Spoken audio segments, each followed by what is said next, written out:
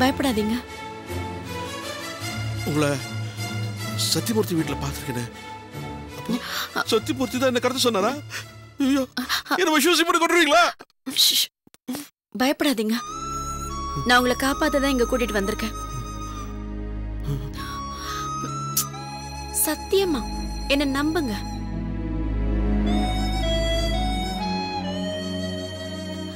என் பேரு Kavya.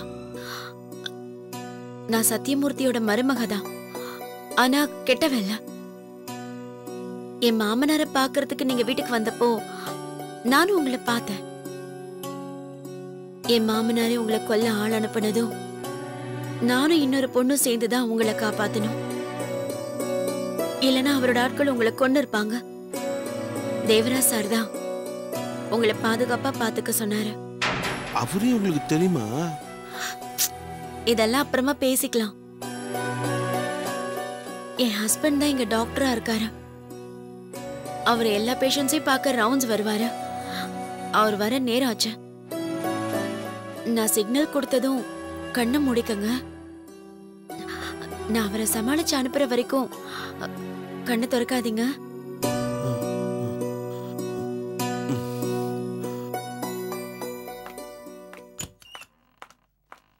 Good morning sir. Good morning sir. Good morning. சொல்லுங்க doctor, எப்படி இருக்கீங்க? நல்லா இருக்கேன். பேஷண்ட் கிட்ட நான் விசாரிச்சேன்னு சொல்லுங்க. ஏதாவது ப்ராப்ளம்னா எனக்கு ஃபோன் பண்ணி சொல்லுங்க. ஓகே. முருகேசன், கண்ணு மூடிக்கங்க. Thank you.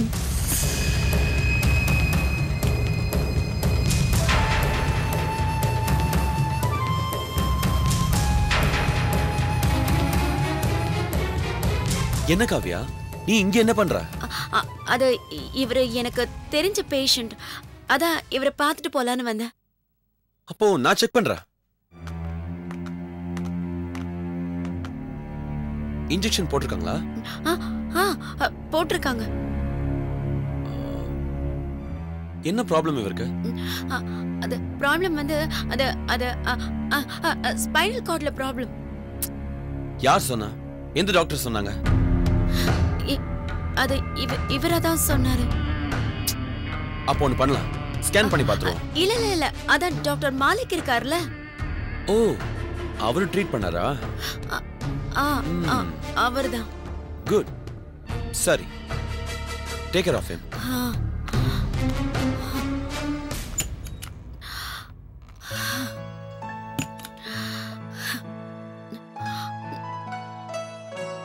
முருகேசன்,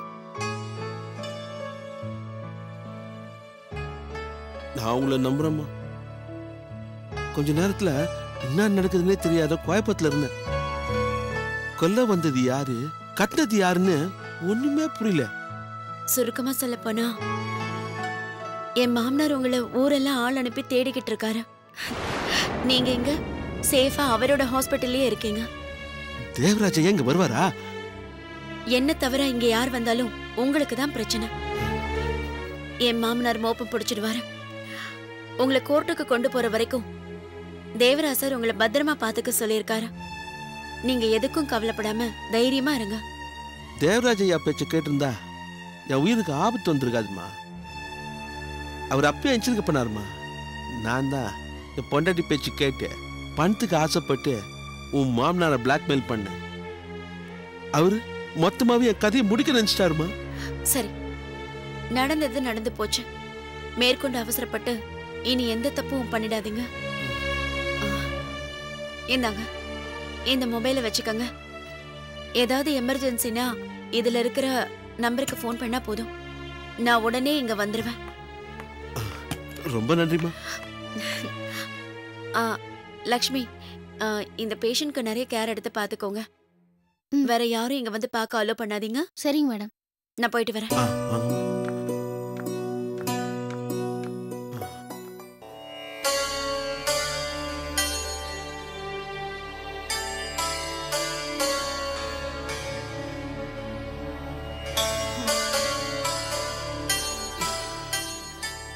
வலி இப்ப குறைஞ்சிருக்காமா? லேசா குறைஞ்சிருக்குமா. பாவிங்க இப்படி பண்ணிட்டாங்களே. முருகேசன் விலாசம் கை கிடைச்ச உடனே நம்ம வீட்டுக்கும் பாதுகாப்பா 2 ஆளை போட்டிருந்திருக்கலாம். நான் தான் அஜாக்கிரதையா இருந்துட்டேன். கதவை மூடிட்டு டிவி பாருமான்னு அடிக்கடி சொல்லுவேன். நான் அதை செஞ்சிருந்தா அந்த பசங்க உள்ள வந்திருக்கவே முடியாது. முகத்தை மூடி நான் அவனை மிரட்ட தொடங்கினதுமே சத்தியமூர்த்தி ரொம்ப பயந்து போயிருந்தான். நீ அவன்கிட்ட சிக்கிட்டதால நான் யாருன்னு அவனுக்கு தெரிய வேண்டிய கட்டாயம் வந்துருச்சு. முகமுடிய நான் உடனே கழட்டினதும் சத்தியமூர்த்தி பயங்கர டென்ஷன் ஆயிட்டான். நம்மள முட்டாளாக்கிட்டான்னு கோவம் வெறி எல்லாம் சேர்த்து வச்சு உட்காருங்கம்மா. ஐயா உட்காருங்க. வாங்க உட்காருமா, உட்காருங்க. என்னங்க இது? அந்த கொலைக்கார பசங்க உங்க வீட்டுக்குள்ள போந்தும் உங்களையும் தாக்கிட்டாங்களா? ஐயா என்ன சொல்றீங்க? அந்த முரடனுங்க உங்க வீட்டுக்கு வந்துட்டானுங்களா? ஆமாமா. அப்போ நான் வீட்டுல இல்ல. நண்பர் ஒருத்தர் ஆக்சிடென்ட் ஆகி ஹாஸ்பிட்டல்ல அட்மிட் ஆகி இருந்தாரு. அவரை பார்க்க போயிருந்தேன். ஹாஸ்பிட்டல் செலவுக்கு கைவசம் அவங்க வீட்டுல காசு இல்லாம தவிச்சாங்க. அப்புறம் அங்க இங்கன்னு தெரிஞ்ச இடத்துலலாம் பணத்தை புரட்டி ஹாஸ்பிட்டல்ல கட்டிட்டு அவரை வீட்டுக்கு கூட்டிட்டு போய் விட்டுட்டு வர்றதுக்கே லேட் ஆயிடுச்சு. வந்து பார்த்தா 2 பேருமே தூங்காம நான் எப்போ வருவேன்னு பயந்துட்டு உட்கார்ந்துட்டு இருக்காங்க. என்ன ஆச்சுன்னு கேட்டதுக்கு அப்புறம் தான் விஷயத்தையும் சொன்னாங்க. ஐயோ யாரையாவது அடிச்சிட்டாங்களா? லட்சுமி கழுத்தை பிடிச்சி நெரிச்சி ஒருத்தன் முருகேசனை எங்க ஒளிச்சு வச்சிருக்கிறீங்கன்னு கேட்டு அவளை கொல்ல பார்த்திருக்கான். அப்ப வீட்ல ஸ்னேகா இல்லையா? ஸ்னேகா மாடியில இருந்திருக்கா. அங்கேயே 2 பேர் வந்திருக்கிறானுங்க. கதவை தட்டி இருக்கானுங்க. அவ கதவை திறந்து அவங்க கிட்ட இருந்து தப்பிச்சு படி இறங்கி ஓடியாந்துருக்கிறா. ஐயோ! ஓடி வந்த ஸ்னேகா லட்சுமி கழுத்தை ஒருத்தன் நெரிச்சிட்டு இருக்கிறத பார்த்து பயந்துட்டா. மேல இருந்தும் 2 பேர் வந்திருக்கிறானுங்க. கிச்சனுக்கு ஓடி போய் கத்தியை எடுத்து ஸ்னேகா எல்லாரையும் தாக்கி விரட்டி அடிச்சு துரத்தி இருக்கிறா. புத்திசாலித்தனமான வேலை பண்ணிருக்கா. புத்திசாலித்தனத்தை விடுங்கம்மா. அவனுங்க ஸ்னேகா கையில இருந்த கத்தியை புடுங்கி அவளை குத்தி இருந்தா என்ன ஆயிருக்கும்? ஐயோ! சமயத்துல நம்மளை காப்பாத்திக்கிறதுக்கு எடுக்கிற ஆயுதமே எதிரிக்கு சாதகமாயிடும், நமக்கு பாதகமாயிடும். அம்மாவுக்கு கழுத்து இப்ப எப்படி இருக்கு? ரொம்ப அழுத்தி நெரிச்சிருந்தாங்கன்னா குரல் வேலையே உடைஞ்சிட்டு இருக்குமா. நல்ல வேலை தப்பிச்சா. அந்த ராஸ்கல் சத்தியமூர்த்தி வெறி கொண்டு அலையிறான். கொலை வரி அவன் தலைக்கு ஏறிடுச்சுமா. நம்ம லாயரை பார்த்து டிஸ்கஸ் பண்ணி அவனுக்கு நம்ம நோட்டீஸ் அனுப்பணும். அந்த நோட்டீஸை பார்த்ததும் அவன் டென்ஷன் ஆயிட்டு இருக்கான். அதுதான் இந்த வெறி செயல். அந்த ஆட்டம் ஆடுறான். ஆடட்டும். அவ ஆட்டம் முடிய போகுதில்ல, அதான் ஆடுறான். லாயர் சொன்ன மாதிரி முருகேசன் சேஃபா தானே இருக்கான்? அதுல ஒன்றும் பிரச்சனை இல்லைம்மா. நீங்க கொஞ்சம் ஜாக்கிரதையா இருந்துங்க. ஏன்னா நீங்களும் சாட்சி சொல்ல கோர்ட்டுக்கு வர வேண்டியிருக்கும், லாயர் அம்மா சொன்னாங்க. லாயர் பாத்தீங்களா? அவங்கள பார்த்து பேசிட்டு தாம்மா இங்க வரேன். உங்களை கூட்டிட்டு அலைய வேண்டாமே தான் நானே பார்த்துட்டு வரேன். நடந்ததை சொன்னேன். எல்லாத்துக்கும் சேர்த்து ஆர்கியூமெண்ட்ல அவரை திணற அடிச்சிடுறேன்னு சொன்னாங்க. அது மட்டும் இல்லம்மா, அவங்க பிரில்லியண்டா ஃபாரன்சிக் டிபார்ட்மெண்ட் வரைக்கும் போய் அங்க தெரிஞ்சவங்களை வச்சு என் கைரேகப்பட்டதா அவங்க கொடுத்த ரிப்போர்ட் வரைக்கும் வாங்கி பார்த்து இந்த கேஸ் விஷயமா நிறைய ஹோம்ஒர்க் பண்ணிருக்காங்க. அதான் சொன்னலையா அவங்க பேர்ல எனக்கு கான்ஃபிடென்ட் இருக்குன்னு. ஆமாமா. அது மட்டும் இல்ல, அவங்க என்ன பத்தி சில இடங்கள்ல விசாரிச்சிருக்காங்க, சத்தியமூர்த்தியை பத்தியும் விசாரிச்சிருக்காங்க. இது அவங்களே என்கிட்ட சொன்னாங்க. அப்ப முழு மூச்சு அவங்க இந்த கேஸ்ல இறங்கிட்டாங்கன்னு சொல்லுங்க. ஆமாமா ஆமா. சத்தியமூர்த்திக்கு தண்டனை உறுதின்னு எனக்கே நம்பிக்கை வந்துடுச்சு. ஆனா நீங்க மட்டும் கொஞ்சம் கவனமா இருந்துக்குங்க. சரிங்க. சரிங்கய்யா. அப்போ நான் கிளம்புறமா, ஒரு சின்ன வேலை இருக்கு. சரிங்கய்யா. வரட்டுமா? சரிங்கய்யா. நீங்க இருங்க. நீங்க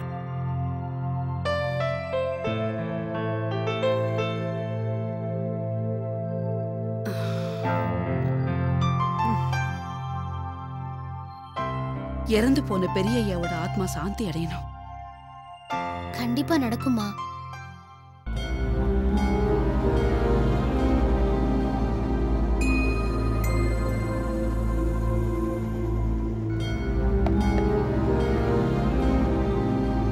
என்னங்க, சாப்பாடு ரெடி ஆயிடுச்சு, சாப்பிட வாங்க.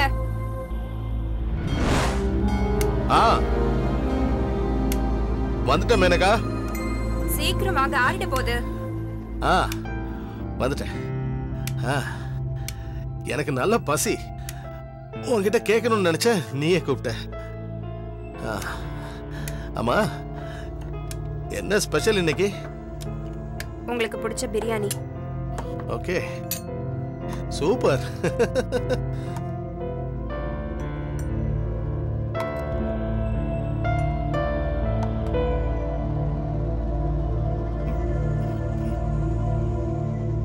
ஆஹா, பிரமாதம், சூப்பர்.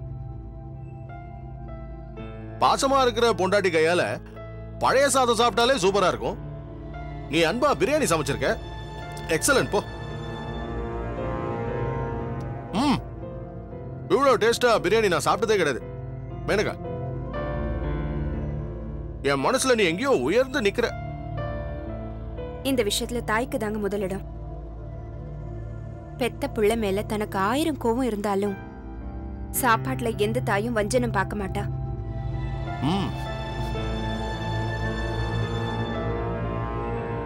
ஆனா பொண்டாட்டி புருஷன் மேல கோவம் இருந்தா அவனுக்கு பிடிக்காத ஒன்னதான் செஞ்சு போடுவா.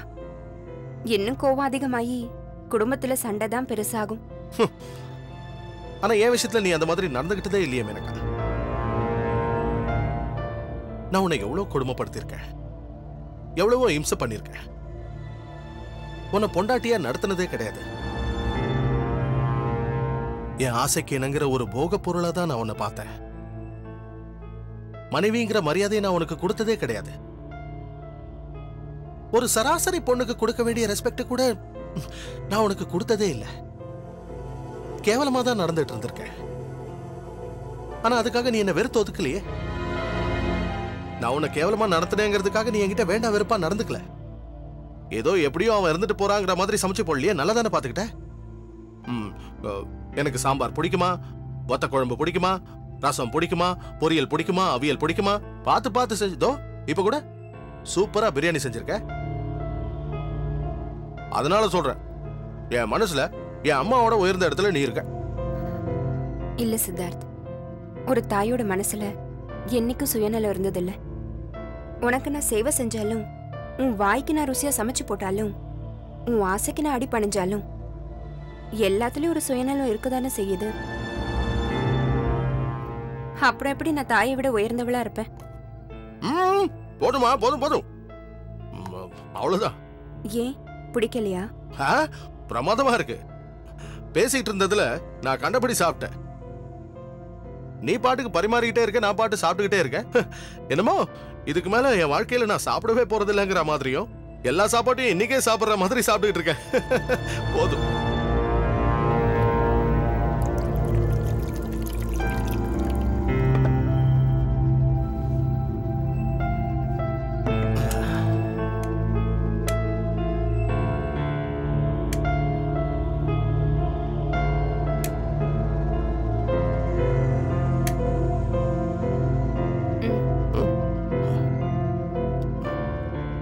மேனகா, சின்ன வயசுல எங்க அம்மா சொல்லுவாங்க, டேய் சாப்பிடும்போது பேசக்கூடாது, பேசும்போது சாப்பிடக்கூடாதுன்னு. எங்க அம்மா எப்படி இருப்பாங்கன்னு என் மனசை விட்டு மறைஞ்சாலும் அவங்க சொன்னது இன்னும் என் மனசை விட்டு போகல. என்னன்னு தெரியல, என்னென்னமோ ஞாபகத்துக்கு வருது. நான் சின்ன பையனா இருக்கும்போது ஸ்கூலுக்கு போனது, அப்புறம் ஃப்ரெண்ட்ஸு கூட கோலி விளையாடுனது, மாந்தோப்புல மாங்காய் திருடினது, திருட்டுதம் பிடிச்சது, ஆத்தங்கரையில குளிக்கிற பொண்ணுங்களோட ட்ரெஸ் எல்லாம் எடுத்து ஒளிச்சு வச்சது, விடலை பருவத்துல மாட்டு வண்டி மை எடுத்து மீச வரைஞ்சது, என்னென்னமோ ஞாபகத்துக்கு வருது. ஏன்னு தெரியல. எல்லாமே மறந்து போச்சுன்னா தான் அத நோயின்னு சொல்லுவாங்க.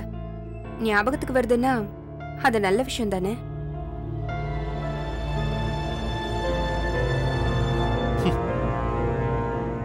இந்தாங்க, நீங்க ரிலாக்ஸ்டா டிவி பார்த்துட்டு இருங்க. நான் கிச்சன்ல வேலையை முடிச்சுட்டு வந்துடுறேன்.